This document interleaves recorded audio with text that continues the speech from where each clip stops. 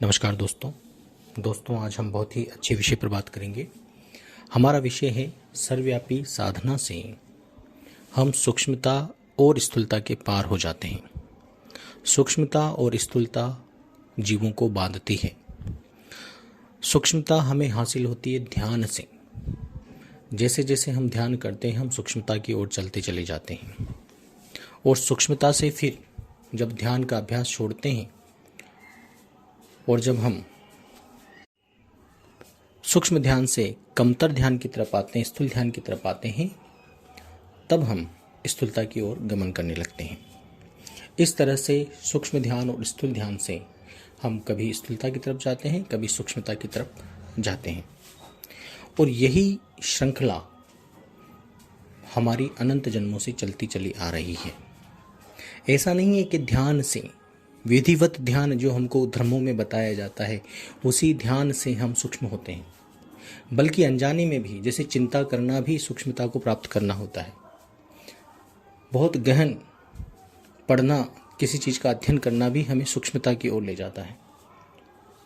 तो जहाँ पर मन मस्तिष्क का ज़्यादा उपयोग होता है, गहन उपयोग होता है, वहाँ पर हम सूक्ष्मता की ओर जा रहे होते हैं।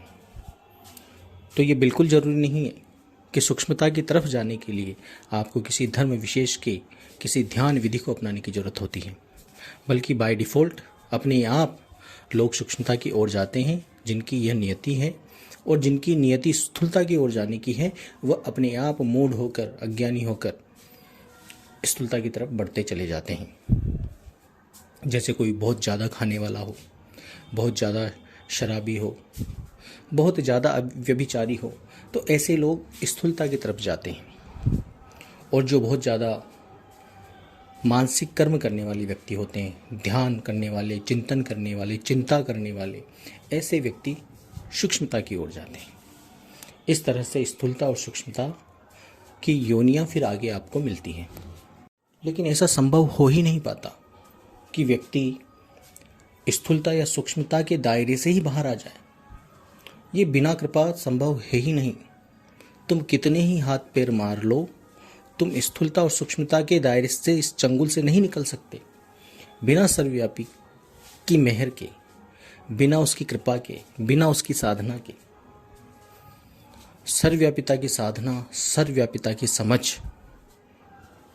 न तो आपको विवेक से मिलेगी, न घूमने फिरने से मिलेगी, न खोज से मिलेगी। यह तो विषय ही कृपा का है, यह कृपा से ही मिलेगी।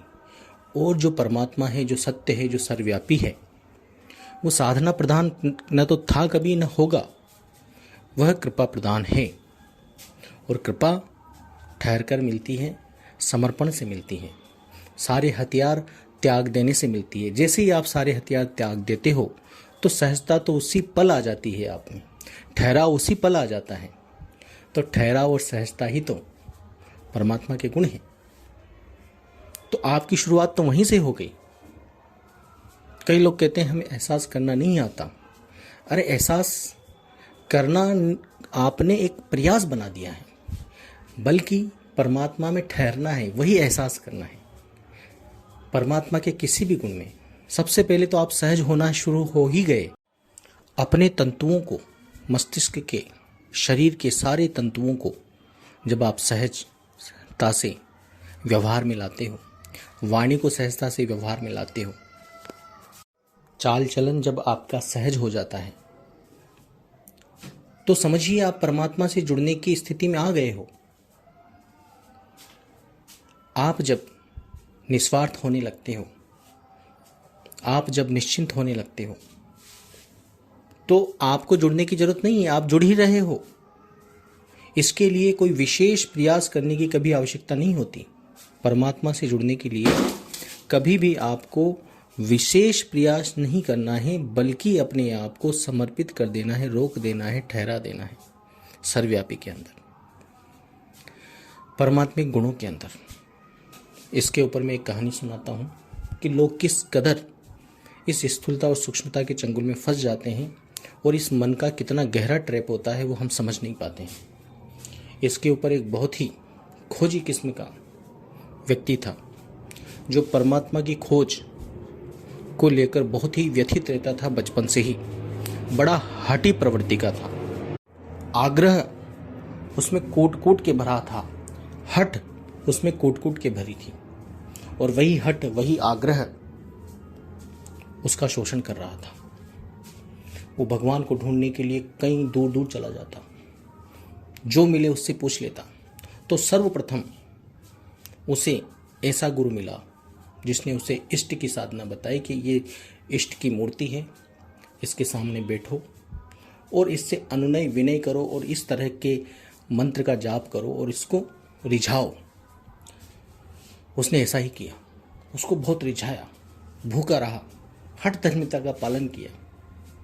इस तरह से मन का एक बहुत बड़ा इल्यूजन खड़ा होना शुरू हो जाता है। जब आप इस तरह से हठ धर्मिता करते हो, इस तरह से अनुनय विनय करते हो, तो मन ही आपके सामने उस इष्ट स्वरूप को प्रकट कर देता है। वो आपका ही प्रोडक्शन होता है, आप ही ने उसको क्रिएट किया होता है, और वह आपके समक्ष आकर आपसे बात करने लगता है। तो ऐसा ही हुआ, जिस इष्ट की वो साधना कर रहा था, वो इष्ट उसके सामने प्रकट हो गया। 3-4 महीने के बाद इष्ट प्रकट हो गया। इष्ट उससे बातें करने लगा, इष्ट उसके साथ खाना खाने लगा, इष्ट उसके साथ व्यवहार करने लगा। जैसी वेशभूषा, जैसी आकृति वो मन में सोचता था, वैसी ही आकृति, वेशभूषा, वैसी ही वाणी, वैसा ही सौंदर्य उसके सामने प्रकट रहता हमेशा। जब जब भी वो चाहता, जब जब भी वो प्रकट करना चाहता, तब तब प्रकट हो जाता। लेकिन वो एक चीज देखता कि उसने अपने इष्ट का साक्षात्कार कर लिया, लेकिन मन में शांति नहीं, सुकून नहीं, ठहराव नहीं, संतुष्टि नहीं। इष्ट के साक्षात्कार हो जाने के बावजूद भी वो परेशान, चिंतित, शरीर में फिर भी रोग, घर में फिर भी कलह। आखिर क्या हो रहा है? बल्कि रोगों से वो ज्यादा ग्रसित होने लगा। और कहने को एक उस लोक के अंदर, जिस जगह वो रह रहा था, उस जगह इष्ट का साक्षात्कार हो जाना एक बहुत बड़ी बात थी, और उसने वो साक्षात्कार कर लिया था। वो प्रत्यक्षीकरण उसको हो चुका था, और प्रत्यक्षीकरण हो जाने के बावजूद भी जैसे प्यासा प्यास में ही मर रहा है, पानी की बूंद तक नहीं गई अंदर। तो ऐसे प्रत्यक्षीकरण का, ऐसे दर्शन का, ऐसे साक्षात्कार का क्या मतलब निकला? तो कुछ महीने बाद दर्शन होने के बावजूद भी, जब भी वो चाहता तब भी दर्शन होने के बावजूद भी, और प्रश्न करता तो ज्ञात जवाब ही उसको मिलते। मतलब जो भी प्रश्न करता वो उस इष्ट से, तो वो इष्ट ऐसा जवाब देता जो उसको पहले से पता होता। ऐसा क्यों? ऐसा इसलिए क्योंकि वह इष्ट उसी का प्रोडक्शन था। जब उसी का प्रोडक्शन है, उसी ने क्रिएट किया है, उसी ने बनाया है उस इष्ट को जो उसके सामने दर्शन दे रहा है, तो जवाब भी वह उसी की जो स्मृति में है वही तो जवाब देगा, क्योंकि उसी की क्रिएशन है, उसी ने बनाया है। इस तरह से वह एक अज्ञात जवाब जो उसको संतुष्टि दे, उसकी तलाश में लग गया। लेकिन इष्ट जिसका उसको साक्षात्कार हुआ था, वह उसे संतुष्ट नहीं कर पाया। अब उसने उस इष्ट के प्रत्यक्षीकरण और साक्षात्कार को भी छोड़ दिया। उसके बाद वह आगे चला और ढूंढने की तरफ आगे बढ़ा कि मैं शायद भगवान को पालूं, सच्चे भगवान को पालूं। तो आगे जब वो देखता है, कई लोगों से मिलता है, कई गुरुओं से मिलता है, तो एक ध्यानी गुरु उसको मिला। अब उस ध्यानी गुरु ने उसको ध्यान दिया कि तुम रोज बैठो, और एक उसको ध्येय दे दिया, इस ध्येय पर, इस मंत्र पर तुम अपना ध्यान लगा दो। तो वह हठी था, आग्रही था, उसने ऐसा ही किया। अब वो घंटों बैठ जाता, 3 घंटे, 4 घंटे, 5 घंटे। तो धीरे धीरे धीरे धीरे उसमें सूक्ष्मता आने लगी। सूक्ष्मता आने लगी तो ब्रह्मांड खुलने लगा। जब उसका ब्रह्मांड खुला तो उसको बहुत सारे अनुभव होने लगे।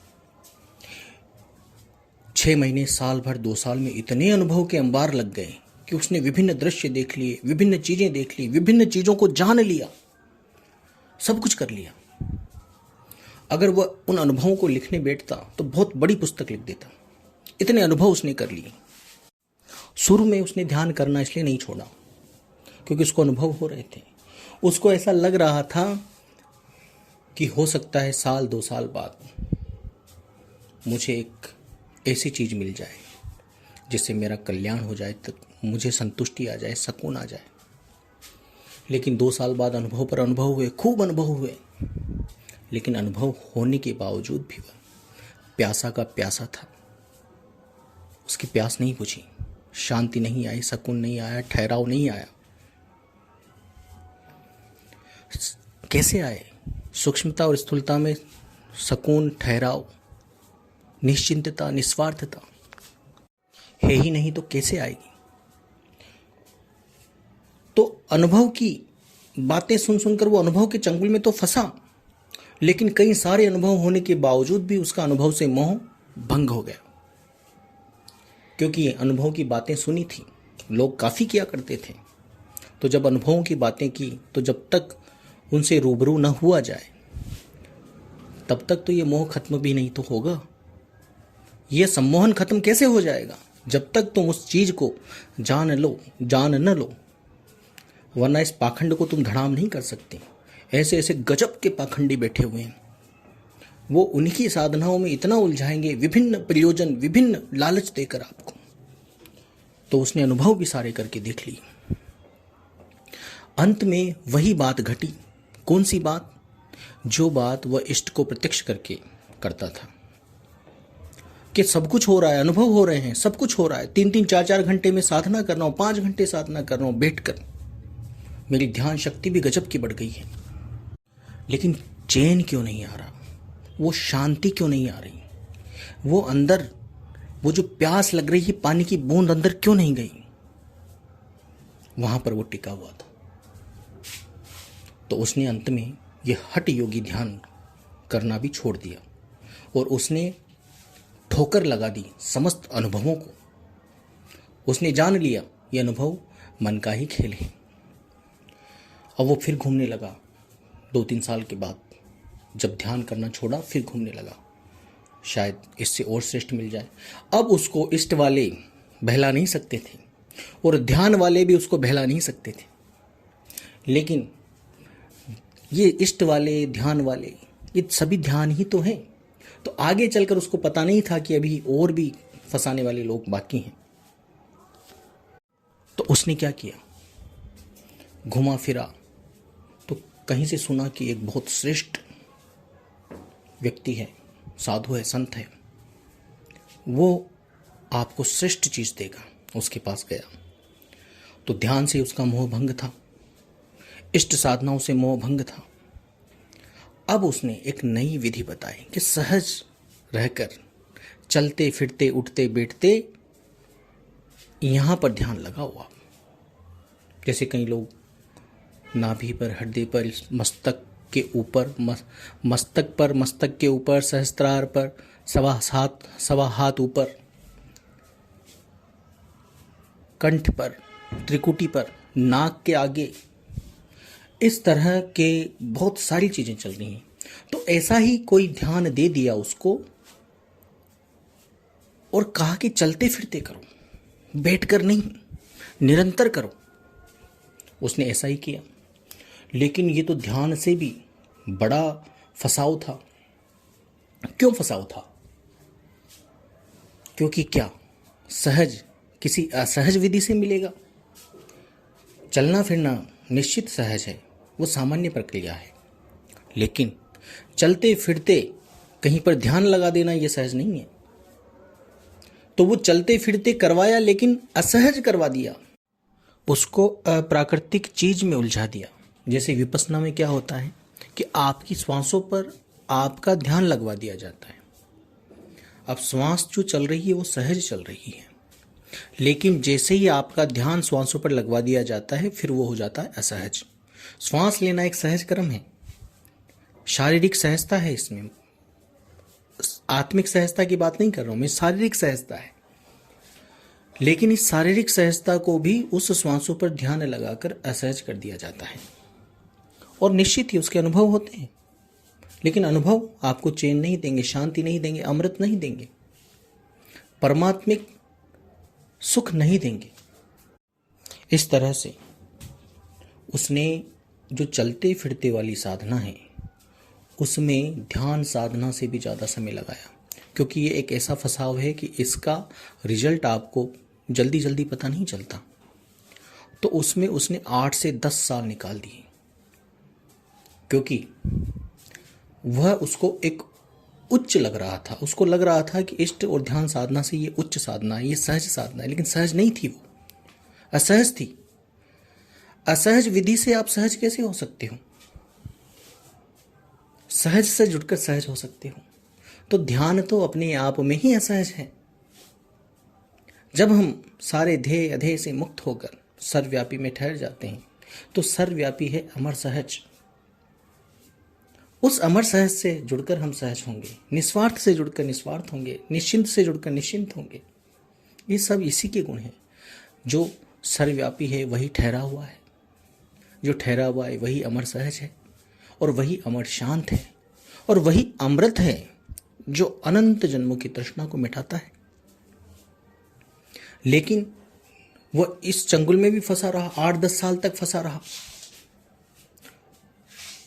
अब इस चंगुल से निकलने के बाद 8-10 साल जब उसने सब कुछ किया, जब उसकी प्यास नहीं बुझी, बूंद गई ही नहीं अभी तक अंदर, तो उसने सर पटक दिया। उसको लगा कि संसार में भगवान कहीं है ही नहीं, ढूंढे नहीं मिलेगा, क्योंकि शांति नहीं मिल रही, परिस्थितियों में कोई बदलाव नहीं नजर आ रहा, शरीर में वह अमृत, वह अमी पता ही नहीं चल रही, वो उपलब्धि नहीं हो रहा। तो सर पटक दिया, बिल्कुल हार गया। उसने ठान लिया अब संसार में मेरे ढूंढने से कुछ नहीं होगा, संसार में कुछ है ही नहीं, कुछ बचा ही नहीं जो मुझे ढूंढना बाकी है। उसने जल्दी हार मान ली। 3 या 4 बार चंगुल में फंसा और हार मान ली, लेकिन इन 3-4 चंगुल में फंसने से उसने कई दशक निकाल दिए। अब दशक तो निकल गए उसके, समय तो खराब हो गया, लेकिन उसको एक सीख मिल गई कि ये पूरा ट्रैप है जगत। हर तरीके से लोग सब ध्यान में उलझा रहे हैं। तब जब उसने हार मान ली, तब उसको थोड़ा थोड़ा समझ में आने लगा, क्योंकि समर्पण तो सारा कर दिया। अब समर्पण, जब अज्ञात को समर्पण हो गया, क्योंकि उसको पता ही नहीं कि अब क्या करूं, क्या नहीं करूं, किसके सम्मुख करूं, तो अज्ञात को, उस अलख को, उस अविगत को अपने आप समर्पण घटा। जब अविगत को समर्पण घटा तो वो रुक गया। हम जब हमारी बुद्धि लगाते हैं, बुद्धि को एक दिशा में दौड़ाते हैं, तो अनंत दिशाओं से चूक जाते हैं।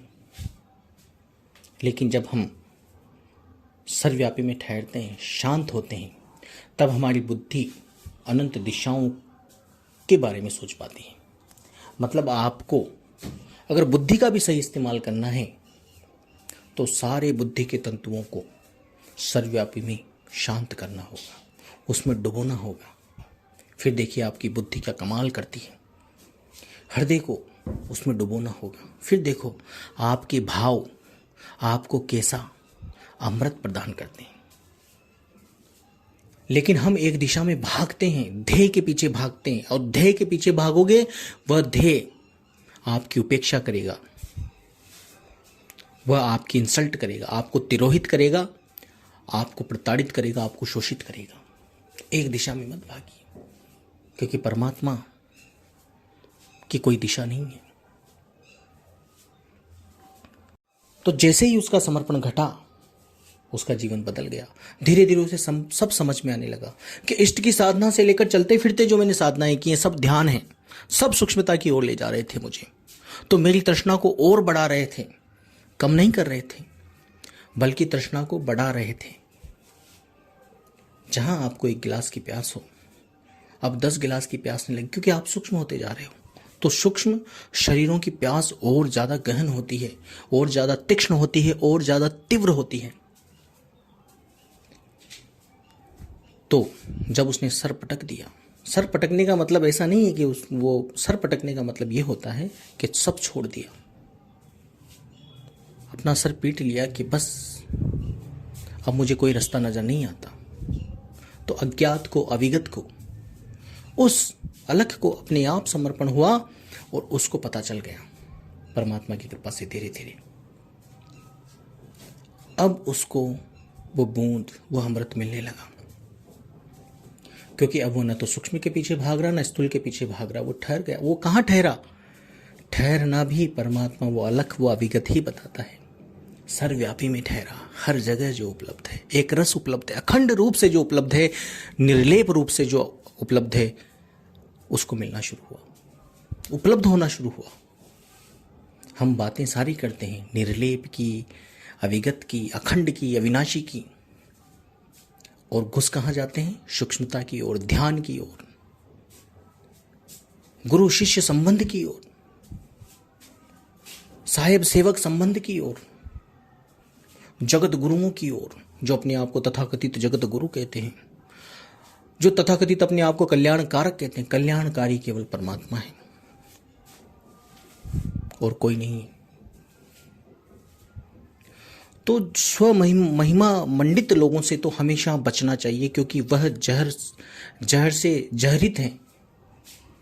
वो बहुत ज़्यादा प्यासे हैं और आपको भी बहुत ज़्यादा प्यास, उनके पास प्यास बुझाने का कोई तरीका है ही नहीं, इसीलिए वो अपनी महिमा बढ़ाए जा रहे हैं। वो सोचते हैं कहीं इस महिमा पर आकर, इस लेवल पर आकर शायद मेरी प्यास बुझ जाए। बेचारे वो भी अंधे हैं, वो भी प्यासे हैं, तो महिमा को बढ़ाते चले जाते हैं, लेकिन उनको शांति नहीं मिलती। वो भी लंगड़े लूले अंधे हैं बेचारे। तो उनसे क्या मांगोगे आप? समर्पण से अमृत मिलता है, अज्ञात को समर्पण से अमृत मिलता है। ज्ञात को जो समर्पण होता है, असल में वो समर्पण नहीं है, वो तो तुम्हारा शोषण है। क्योंकि जिसको तुमने जान लिया, अरे वो क्या करेगा तुम्हारा? अभी तो जितने तुम अवतारों की इनकी बातें कर रहे हो, उनके पास क्या समर्थता थी? लड़ा भिड़ा कर चले गए, संहार करवा दिया लोगों का। जिनको तुम पैगंबर मानते हो, कट्टरता देकर के अलावा तुमको दिया क्या है? अशांति के सिवा तुमको दिया क्या है? पंथ पंथांतरों में चलाने के सिवाय तुम्हें दिया क्या है? अभी तक तुमको और भूखा कर दिया, और प्यासा कर दिया। रोम रोम, शरीर का हर तंतु, शरीर का हर अणु परमाणु जब सत्य में, सर्वव्यापी में ठहरता है, तब आपको पता चलता है कि सारे कर्म तो इस सहज से ही हो जाएंगे। इस सहज ने, ये सहज तो बेड़ा पार कर रहा है। रोग हमारे छीन लेता है, दुख हमारे छीन लेता है, गलत परिस्थितियां हमसे छीन लेता है, गलत रिश्ते हमसे छीन लेता है, इनका नाश कर देता है सबका, और हमारे समग्र ब्रह्मांड को मुक्त करता है। ऐसे ऐसे अद्भुत रहस्य हमारे सामने खोलता है, जो अद्भुत रहस्य न ध्यान से मिलेंगे, न ज्ञान से मिलेंगे, न विज्ञान से मिलेंगे। ये परमात्मा की कृपा है। परमात्मा समर्थ है। सबसे पहले तो हम ये मानने को ही तैयार नहीं होते कि परमात्मा समर्थ है। जब तक ये समर्थता हम नहीं मानते, तब तक ठोकरें खाए रहते हैं, दुखों में दुखित होते रहते हैं। होना ही पड़ेगा, गरज हमें है परमात्मा से, तो समर्पण भी हमारा होना चाहिए। वो तुम्हें समर्पण नहीं करेगा, उसने तो दे रखा है, वो तो अमरपूर्ण दातार है, उसने तो दे रखा है, ले लो तुम। उसने कभी मना नहीं किया है। सागर ने पानी दे ही रखा है, प्यासी है तो मछली हो, गलती मछली की, मुख तक पहुंचा रखा है, मुख तक पहुंचा रखा है। तो तुम्हारे तो बिल्कुल अंतरतम तक परमात्मा बैठा है। बस थोड़ा सा इस लेपित तत्व को उस निर्लेप की ओर सम्मुख कर दीजिए। पूर्ण संतुष्टि, पूर्ण शांति इस परम चैतन्यता के मिटने में है, क्योंकि परम चैतन्यता परम सूक्ष्म है। और सोचिए सूक्ष्मता कितनी आपको त्रसित करती है, परेशान करती है। इसीलिए तुम भागे भागे स्थूलता की ओर जाते हो। जब स्थूलता में कम सुख मिलने लगता है तो तुम भागे भागे सूक्ष्मता की ओर जाते हो। फिर सूक्ष्मता में ज़्यादा दुख मिलता है तो फिर स्थूलता की ओर भागते हो। ये तुम्हारी भाग दौड़ सदा बनी रहेगी जब तक तुम स्थूलता और सूक्ष्मता के पार नहीं जाते हो। ये बहुत गहरा बवंडर है, तुम्हारी कोशिकाओं तक को ट्रैप किया हुआ है, बांधा हुआ है, तुमको हर कोने से बांधा हुआ है, हर दिशाओं से बांधा हुआ है, जकड़ा हुआ है। इतना गहरा जकड़ा, इतना आसानी से नहीं निकलोगे तुम। बिना समर्पण के, बिना कृपा के। ये मौका मिला है, हर बार नहीं मिलता। अहंकारवश ठोकर लगाओगे तो तुम्हारे अनंतों ठोकरें तो लगी हैं, आगे और ठोकरें तैयार हैं। प्रकृति का तो यही काम है। ठोकरों के साथ अवश्य सुख भी देता है, लेकिन सुख तो तुम गटक लेते हो जल्दी, फिर ठोकरें खाते रहो, खाते रहो, खाते रहो। यही तो पंगा है, यही प्रॉब्लम है कि हम सुख जल्दी जल्दी ले लेते हैं, फिर दुख में रोते हैं, गिड़गिड़ाते हैं, बिलबिलाते हैं। सुख की आकांक्षा दुख की ओर ले जाती है, सुख के भोग दुख को प्राप्त करवाते हैं। तो मिटने की, और असल में हम सब अंदर से न सुख चाहते हैं न दुख चाहते हैं, हम सब सहज होना चाहते हैं, एक रस होना चाहते हैं, हर स्थिति में एक रस रहना चाहते हैं। यही चाहत है सबकी, यही मंजिल सब पाना चाहते हैं। वो मिटाव से मिलेगा, क्योंकि एक रस ठहरा हुआ, शांत, सहज, सर्वव्यापी वही है, अनंत वही है। उसी से जुड़ना पड़ेगा, उसी से कल्याण संभव है। तो उस भक्त की तरह सभी हैं यहाँ पर, जो इष्ट के साक्षात्कार भी कर लेता है तो भी सुकून नहीं पाता, लाखों लाख अनुभव ले लेता है, घंटों घंटों ध्यान कर लेता है तो भी संतुष्टि नहीं पाता, तो भी चैन नहीं आता, घूम फिर कर भी साधनाएं कर लेता है तो भी कुछ नहीं मिलता। अंत में समर्पण करने पर परमात्मा की कृपा उपलब्ध होती है और सर्वव्यापी में ठहरता है, तब जाकर उसका कल्याण होता है, तब जाकर उसके प्यास बुझती है, उसको शांति मिलती है। तो हमें कभी भी सूक्ष्मता और स्थूलता की ओर नहीं बढ़ना है, ध्यान को सदैव नकारना है। मेडिटेशन इज पॉइजन, क्योंकि यह अप्राकृतिक है। ध्यान करने के लिए प्रकृति आपको नहीं कहती है, ध्यान आप करते हो, ये बहुत गहरा और सूक्ष्म प्रयास है जो कि आपको फिर ऐसा प्रताड़ित करता है, क्योंकि शुरू में ये आपको सुख देता है, आनंद देता है। आप में ऐसे बदलाव आपको देखने को मिलते हैं जो थोड़े से सुखद होते हैं, लेकिन बाद के जो इसके परिणाम हैं वो बहुत दुखद होते हैं। सबने झेले हैं, लेकिन बाद के परिणाम को कौन देखता है। और यहाँ पर जब कृपा होती तब आपको बताया जाता है कि ये परिणाम आपके लिए बहुत ही दुखकारी होंगे, क्योंकि तुम सुख भोग रहे हो। पहले उस सूक्ष्मता का सुख तुमने पहले भोग लिया, अब सूक्ष्मता का दुख तुमको तिलमिला देगा, तड़प जाओगे तुम। इसलिए मेडिटेशन से दूर रहकर सहज ध्यानातीत, अमर ध्यानातीत से जुड़ना है, उस अमर से जुड़ना है, उस सहज, उस सत्य सहज से जुड़ना है। क्योंकि सहजता की शुरुआत सहजता से होगी, जो ठहरा हुआ है उसकी शुरुआत ठहरे से होगी, जो निश्चिंत है उसकी शुरुआत निश्चिंतता से होगी, जो निस्वार्थ है उसकी शुरुआत निस्वार्थ से होगी, और जो निर्भय है उसकी शुरुआत निर्भय से होगी, न कि भय से। तो परमात्मा, सच्चे परमात्मा को सुनो, उसकी महिमा सुनो, उसकी महिमा करो, और समर्पित होकर पूरा जीवन परमात्मा को समर्पित करना है। धन्यवाद।